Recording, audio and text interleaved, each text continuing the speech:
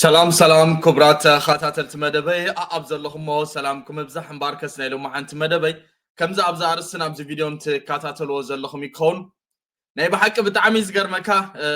أدوناي نسيفو تبك إلو خبرات حوات حنو فديو أدوناي سي حنو فديو أبل علي سيفو كمان نحري لكم مني ما كم أبزح حلفة أدوناي أب ناي سيفو أيك قرب نيلو نيرو مخنياتو بتي سيفو زغبرم نغرات مالتيو ابل علي ادونايسي سيفو نعيسي نعقت هريخاني خايلو بتا انا نيشتي زغبركو اوي كان نيشتي غلتنا تيريخا نتي بوزح ناتي صبق نغر غديفكا نعي نعكاني لو ترديخمني بقى سلازسي انا ابناي سيفو ايقربني لو ابخاس زي مقربي مخنيات يلو نغيرو ابناي سيفو ايقربني لو خامس سيتي تيد أفرو أم لست وانترفيو جيرو كبراتي فات انترفيو جيرو سلازي بخمي من سيفو تبكيلو ندحري لنا خبراتي فات ماشم كلنا خم نفلطو تيد أفرو أم ناي سيفو قريبو أيفلطني أم ناي سيفو قريبو أيفلطني أتي زي مقربي أم مخنيات دما أي سمامعن يميلهم كبراتي فات صلالاتهم يلهم اتا طنقي زي ما سمامي عندما وعتم سوات ابز خنزارب قرب دس هيبلني بوزحت سوات اب كومنت حجي خصحفوا يم كتريهم يخم انا جن كزارباسي قرب دس هيبلني ابز زلو كنتات قلمله مالتي بزياده جن ازي دس بلاكاتي انترفيو ون كقربوا يوم اسكا اتي تباهيل زلو خنسمعينا اب شلتر كله دما ادونا اب شلتر كله اب كندا أبون كله أب شلترن كله أب شجرن كله أب سببان كله أدونا مشمو زي تيد أفري دويل رخيبه تصفى هيبو مورال هيبو بزيادة خب لسان ناي أدونا يدما حبيرنا وسمعينا أدونا يسعرنا يبحك أدونا يتشلال بول خبراتي فات بتعمي ودسي لنا أنا بحاف الشخاء أدونا أبتود در متان كعوت متان تماكيناون كوس داخل شلم كبرات حوات كلها دمص نخنو تي معلتي انداتو يزخيد زلو نزا فيديو زي اون لايك وروانا كل سب كتبص انشون አዶናይ ቃኝት አርገን እንምጣ እንዳለ ህፃናት ተማሪዎች ቁጭ ብለው ተሰብስበው አዶናይ ካላሉ አልገባም ነበር ያልተጠራውበት ድግስ ቤት ገብቼ ምናምን ቁርጥ በላ ነበር ድንኳን ሰብ بزغونه አዶናይ ይሎም ቆልዑ ከንጨብጨቡ ላይ ከጣውዑ ላይ ሲያአቱኔ ነረ ኢሉ ማለት بزيارات ሙሉ ኢንተርቪው ክንሰማዕና ገና አይዘርግሖን አለው እዚቲ ኣብቲ ኢንተርቪው ዘለኒ ሽተይ ትሕስተም ዘርግሖም ዘለው ኣብ ድኾነ ድግስ ድማ ኣብ ድኾነ ውራይ ከይተዓደምኩ በቃ ቆርጥን ገለን ደዋዋ አብሎ ነረ በቃ በኃይለኛው አሁን አስተዳደጊ ሀብታም ልጅ ነኝ انا اتعبيايسي ود ሀብታማት ያነ ብናይ ሀብታም ታይዝ ባህሊ ዓበ ወድ ሀብታማት ይሉ ሓውቂኻ ወድ ሀብታማት خبرات ይዋት እቲ ናይ ዲኡ ወይ ካ ናይ ገዝኡ ትካል መቸም አርኢና ነሪ ያመቃለ ዘሎ ትካል በጣም ገፍሕ አስገባ ግን በቃ ላይክ ምን አቀብጦኝ ነው እዚህ የመጣው ደሞ ይሰርቃሉ ይሸታል ሁሉም ነገር ነው አላድርም እዚህ ያልኩ መሰገጥ ማለት ያቺ ውስጥ ያለችው ድምጽ መስማት ነው የበታችነት ስሜት ይሰማኛል ሰዎችን እፈራለሁ አፍራለሁ መናገር አልችል ሁላችንም በሀገር ደረጃ የተጠቃንበት ነገር ነው ከየት ነው የመጣው አላቅም ማን ነው እንደዚህ እየተጫወተብን ያለው አንተ ኑር ሳይሆን እኔ ልኑርልህ የሚባሉ አይነቶች ከነዚህ ስሜቶች የምንደበቅበት መንገድ ምንድነው የፖርን አለ የሱስ አለ የዊድ ሌላ ሰይጣን መልኩን ቀይሮ ከዛ 4 ሰዓት የ30 ሰከንድ ቪዲዮ አውጥተው ለቀቋት ሀገር ሙሉ አየት ሀገር ሙሉ ደግሞ እቺ 30 ሰከንድ ተጠቅሞ እኔን ለማጥቃት ወሰነ ጸጸትና ቁጭት ደግሞ ሰይጣን የሚጠቀምባቸው ታላላቅ ኃይል ናቸው ቀለ መጀመሪያ ጊዜ በህይወቴ እስኪ የዋሆኝ ሊዮ ዛሬ እስኪ ራሴ ሱስ ውስጥ ነበርክ ማትፈልገው ህይወት ውስጥ ነበርክ እንደው ከዚህ ህይወት ውስጥ ሙሉ ለሙሉ የወጣህበትን ቅጽበት ራሴን ማጥፋት የፈለኩበት ቀን ሰው አስደሳችነቴም ይሞታል ከዚህ በላይ ደግሞ ምንም የለም አንዳንዴ ግን زياده ابوزح ولفتات كم زنبريو زناغر ወይ ካ ዘዛረብ ካብቶ ወልፍታት ንስጉን ወጪው እግዚአብሔር አምላኽ ረዲዎ ካብዚ ዛዕብንተ ያለው አዶናይ ጅግናይ ናይ በሐቅ አንበሳይ ተረዲኹምኒ ካብቲ ዝነበሮ ነገራት ወጪሲ ትሪወለኹም ኣብ ከመይ ደረጃ አሉ ሕጂ ሰባት ክንዕቅዎ ይፍቱን እዮም ክብራት ይሕዋት ሕጂ ግን ፈትዮም ደም ከይፈተው የድንቆሎ በፍንጮ ማለት እዩ አማራጹን ስለሳኑ ሱን ከማኸብል ሕጂ ቁጭ ብለሽ አስበሽበት አታቂም ሁሉም ሰው ቢጠላኝ ብገላገል እግዚአብሔርን አይደለ ቢጠላኝ ሁሉም ሰው ትያረግኝ ዝም ብሎ አዶናይ እንደሚፈልገው ሆናለ ከማንም ሰው ፍቅር አልጠብቅ ይሁን አድንቆት አልጠብቅ ጭብጨባ አልጠብቅ ቢጠሉኝ ቢተርቡኝ ቢወዱኝ ምንም ለኔ አንተ ደግሞ የስግ بزيادة أنا عايز يسب فتيومني تسألي أمنس ولا حنتين عايز يسمعن بأي تلاقي تصوم جلس ولا حنتين عايز يسمعني له بحفش أتا سجد ترجمة وش أي مدمات إيلو بك تفرح زب بهالنجر سب كم زخيب لأن نجر مجحف كوشت أي بك كوشت أي اسم مجحف سلف كونفيدنس مجبار بجزء رسي متأممان مخرع إيزو بالزل فمس بالبيت سلونك النام مسرج ታውቀዋለሁ እኮ መልስ ታወጣለ ሰግጠ እውነት በቃ እኔ መሰገጥና መፈመስ ፈልጋለሁ አሁን ገባሽ አይደል በቃ አምለሰት ሴት ተደ አፍሮውን በቃ ነውን መስጋጥ መፍማስ ይደልልልህ በቃ ስግጥ ቂለ ቀጥለ ሰርሐይ ከሰርሐት ብላላ ገባኝ በጣም ሃይኔ ቆንጆ ላለ አድክም አድርጊ እንትን አድርጊ ሰዎች ደግሞ ውሃንም አይዘው ወይ እንቀሳቀስ ይኖርብናል መደነስ መዘመር መዝፈን ያ ሰው እንዳይሰድብሽ በለሽ ስትታሰሪ ቀንሽን ስታጠፊ በዛ like it doesn't make sense አው አወዳዳቂ ይሆናሉ መካሪ ይሆናሉ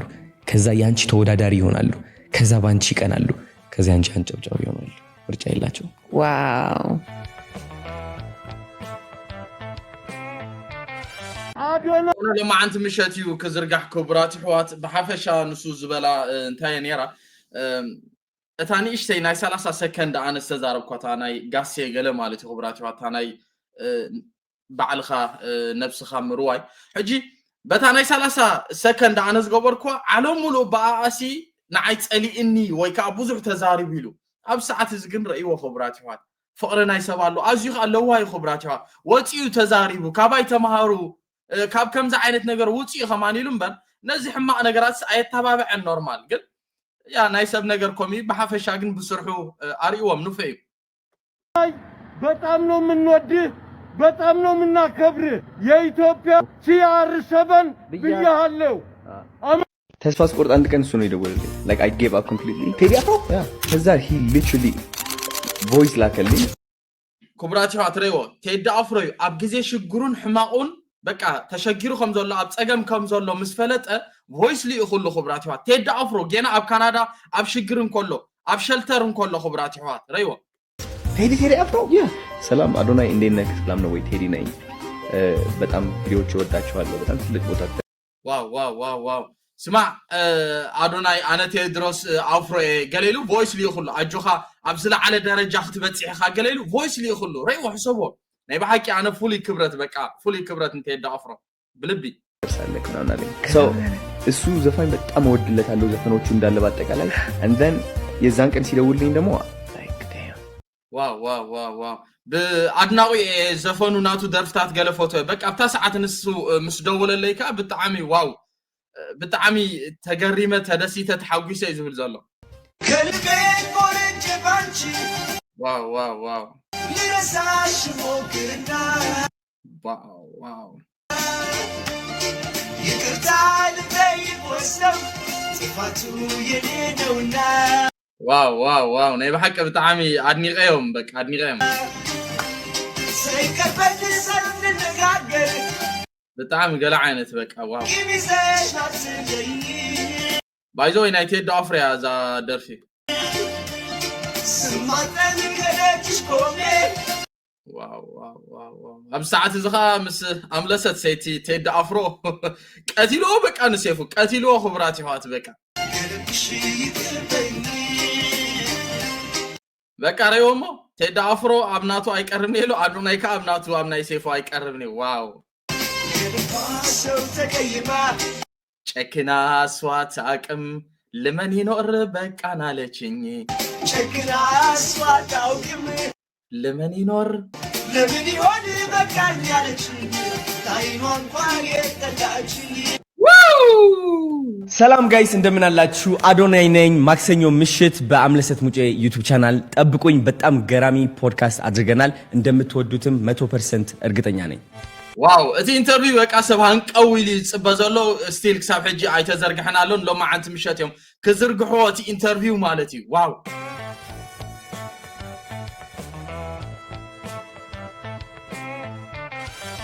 አሁን አምለሰት ሙጬ ልናገኛት ነው እስኪ ተከተሉ ዋው አዳዲስ ሙቪዎች ናቸው እነዚህ ሃናን አዋራው ጨሰ ምን አላት ዋው ስለ ፍቅር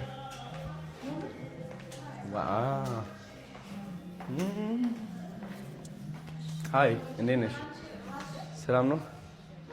እናንተም ያዛችሁን እኛም በዚህ የኔ እናት እንዴት ነሽ so good to see you ሰላም ነው ወይ አለ ሳይሽ ተስብሮኛል ያ ዋው ናይ በሐቂ ጅግና ያዶናይ ጅግና በቃ አድኒቀ ቅድመ አምላክ አሁን የሚያምረው ኦፊስሽ ከቲክቶክ ዱባይ ከነ መሰለኝ ታባቱ ኦፊስ ናይ አምለሰት ሰይቲ ተዳ አፍሮ ይዚ በጣም ገለ አይነት ኦፊስ ካ እንደምን አለሽ ደስ ይላል ማናጀር ነው እሱ ቴንክ ዩ ዩ ሉክ ቢዩቲፉል ቱ ባካላንቺ በለጠ ሰላም ዋው ገለ አይነት ገለመል ባህልሎ ይዳናነቆሎ ገለ አይነት በቃ ከፍ አለው ሰላም አይ ተይ ይሁሉ ኦርጋናይዜሽን ማናጀር ሁሉም ነገር አለ ባይዞይ ሰይቲ ተዳ አፍሮኻ ኤርትራዊት ያገለ ይባል ከመያ እስከ አብ ኮሜንት ጽሐፉና ኤርትራዊት ያገለ ይባል አብ ኮሜንት ጽሐፉና ናባሁም ክገድፎ ማለት ይኸለና አው ኸለና ስንድ ዓለና እቲ ዘይፈልጥ መኽፈልጥ ካው ኸለና ተማፍልጦ ዘለኩም አለናት ኩዊክ ሚቲንግ እናርገ ከእንትን በፊት በቃ ምሳቅ አምጣና አንድ ላይ አርገን እንበላለን ደች አርገን ስለዚህ ሳውተኒ ደግሞ ባንተ ምክንያት ዋው ታይቀጣለ እንደዚህ ነገር እንትን አመጣለሁ ኦርደር አረግን ከቢራቢር ቴንክ ዩ ስንት ሰው ይጨርሷል ያው በስመ አብ ወወልድ ወመንፈስ ቅዱስ እስኪ ባርኪ ኮፒ on the spot አለ ከመደም ገሮማ ጸላዩ ሲ ፈታውየዩ ጸላዩ ሲ ፈታውየዩ ዋው አይኔማ በስመ አብ ወወልድ ወመንፈስ ቅዱስ ካሚን ቢዬ የተባረከ ምግብ ይሁንልን ለሀብት ያርግልኝ ይሄ ምግብ ለጤና ያርግልን ለእድሜ ያርግልን ዋው አሜን ብላው ላጦት ይስጣቸው ኖ ደስ ክብል ጸሎቶም ናይ በሐቀ ደስ ይብል ብልብ ወይ ጉድሽ ይሄው በቃ ይሄ ነው እንግዲህ አምስት እንቻል ግን አንድ ላይ እንደምንበላ ናግባ እውነታው reality wow I love that authentic Leonard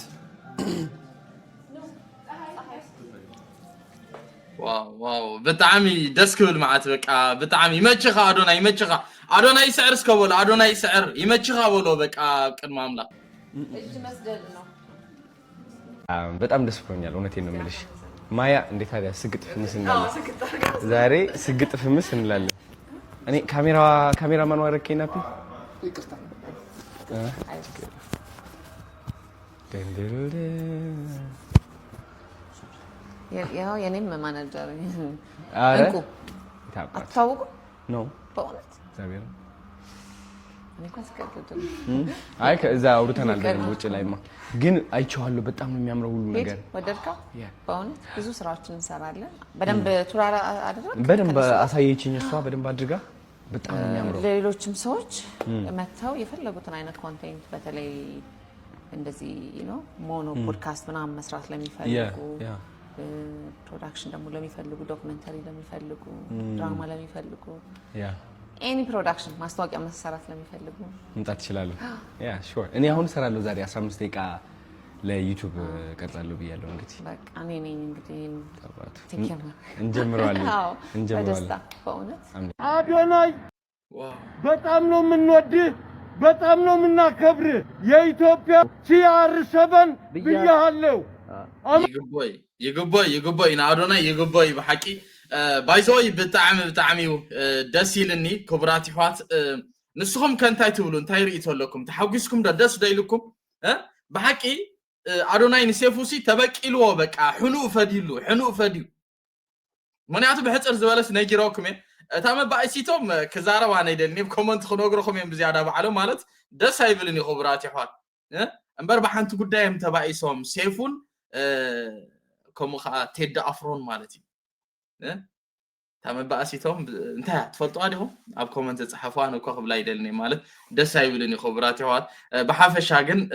ኣይሰማምዑን እዮም بأسلاتهم ناي كلتيهم تيد أفرون سيفون داسوايو خا أبناي سيفو قريبو زي فلت مالتي بحافة شاقن بتعمد دسبلكا أدوناي مس أملست كمزيلهم ويكا انترفيو بمقبارهم بتعمي دسيلني تسفاي قبل حر قرب دقايق تا فيديو كتزرقح مالتي أبناي أملست هلاتكم أملست لكم سيرش ندحري لكم ناي أدوناي ويكا انترفيو لكم دحرابيتو سيرش لكم كترخبو يخم بتعمي قندس بلكا نزا فيديو زي لايك بورواهم نادوناي ون بليس دمص نخنو مثلا كسعر اتا غداي اندا اتوت يا تخيل زلا تي ناي شلمات ساعات معالتي قدم مخالو قدم حدا سومون تي وصيت كنداي كم زلو كعصوم سلازي بليس كلنا دمص نخنو نادوناي حاونا زي يخبل زدالي ادوناي لومي سعر ادوناي صباحي سعر رغصኛ يخمس سعر بليس كلنا اجوخان والله كم زخماي اندعي انا بتعم دسي نبلبي انكو حقو سبكا بخالو تحسي راح وين ابو الخبرات هاتنا لو ما انت مدبي كم زيات مسل نيرا